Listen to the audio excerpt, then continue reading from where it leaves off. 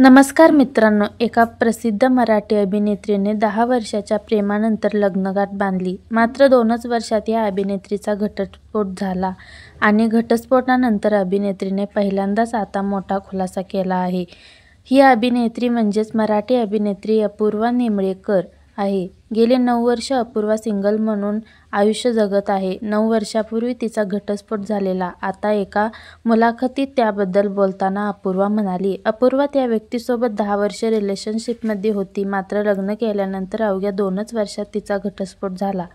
त्यानंतर तिने तिच्या वडिलांनाही गमावलेलं. तिच्या डोळ्यादेखत त्यांचा मृत्यू झाला होता. तेव्हा अपूर्वा फक्त 26 वर्षांची होती.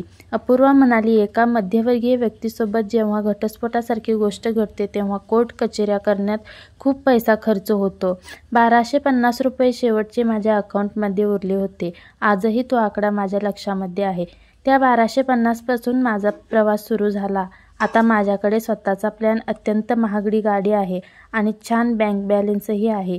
ही हार मानली नाही आणि जे केलं त्यासाठी माझा अभिमान आहे. आज नाही उद्या पैसा येतील असं म्हणत मी काम करत गेले. 10 वर्षात अफेअर होतं आमचं आणि त्यानंतर मी लग्न केलं होतं.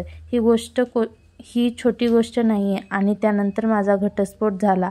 आता 8 वर्ष झाली मी सिंगल आहे, असे अभिनेत्री अपूर्वा निमळेकर म्हणाली.